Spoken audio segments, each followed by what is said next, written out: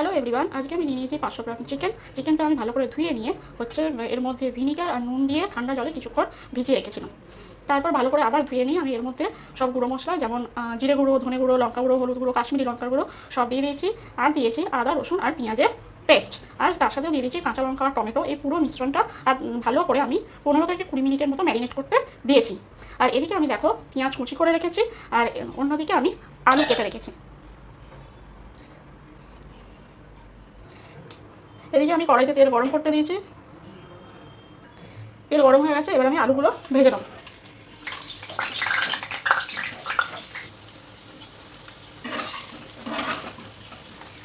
আলুটা আমি ভালো করে ভেজে নেব।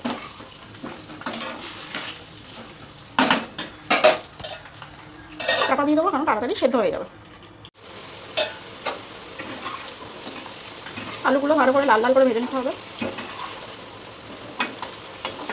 ঢাকা দিয়ে ভাজছি, কারণ ভেতর থেকেও সিদ্ধ হবে আলুটা, আর বাইরে থেকেও লাল লাল হবে, দুটো একসাথে হবে।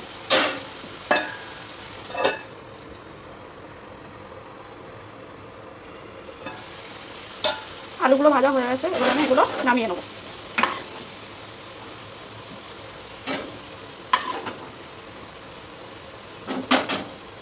এবার ওই তেলেই আমি দিয়ে দেবো তেজপাতা,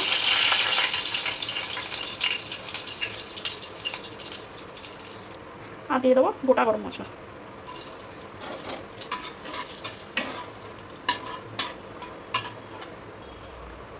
এরপর দিয়ে দেবো কুচিয়ে রাখা পেঁয়াজ। আমি পেস্ট করার সময় দুটো পেঁয়াজ দিয়েছিলাম, আর পেস্টের জন্য আমি একটা পেঁয়াজ কুচিয়ে দিচ্ছি। দুটো পেস্ট করে দিয়েছি ম্যারিনেশনের সময়, আর একটা কুচিয়ে দিচ্ছি।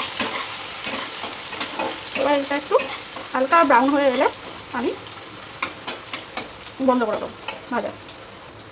পেঁয়াজ ভাজা হচ্ছে, এদিকে আমি গরম তেলের মধ্যে ওর মধ্যে দিয়ে দিলাম চিনি, টেস্ট প্লাস রঙের জন্য।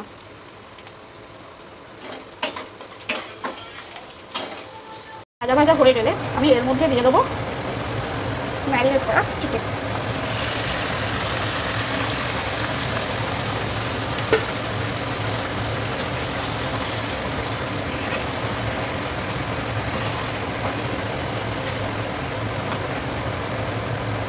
কাঁচা লঙ্কা, টমেটো সবই এর মধ্যে দেওয়া আছে। দিলাম কাশ্মীরি লাল মির্চ। আর একটা ইনগ্রিডিয়েন্ট আমি দিই, সেটা হচ্ছে চিকেন কারি মশলা। এই মুহূর্তে আমার কাছে নেই, তাই আমি ওটা দিতে পারলাম না। কষানোর প্রক্রিয়াটা চলছে। ইন দ্য মিন টাইম আমি এর মধ্যে বাকি ধোয়া জলটা দিয়ে দেবো, কারণ পরে দিলে কী হয়, মশলার গন্ধটা ছাড়ে। এবার একেবারে মশলা সমেত চিকেনটা পুরো কষানো হবে। এক্সট্রা আমি আর কোনো জল এর মধ্যে অ্যাড করবো না।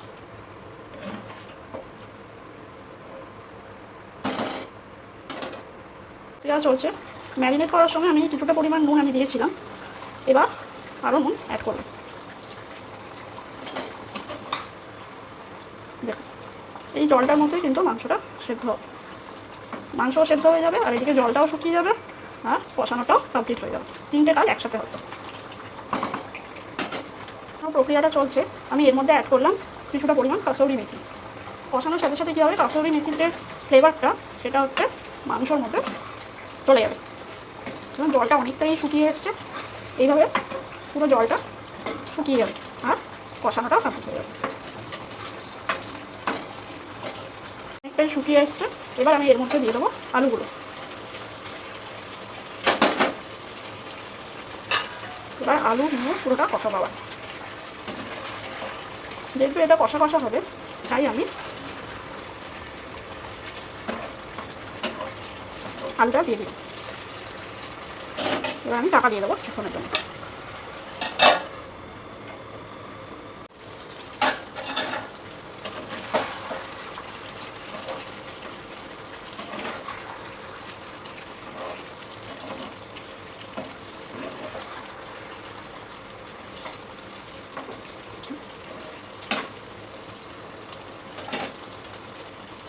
কত সুন্দর কালার এসছে, এরকমভাবে ভালো করে কষাতে হবে।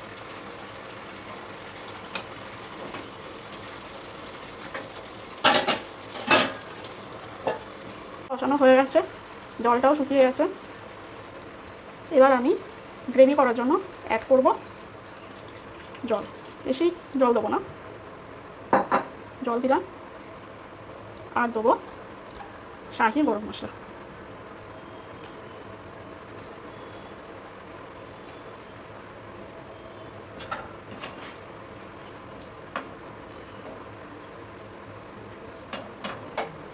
কত সুন্দর কালার এসেছে। দিয়ে আমি চাপা দিয়ে দেবো।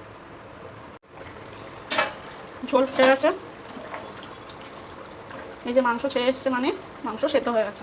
আর আলু দেখি, আলুও সেদ্ধ হয়ে গেছে।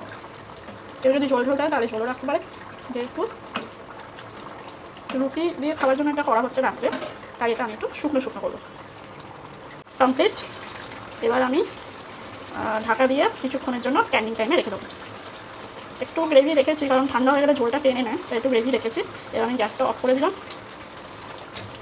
দিয়ে এবার ঢাকা দিয়ে স্ট্যান্ডিং টাইমে রেখে দেবো। ব্যাস হয়ে গেল চিকেন কষা।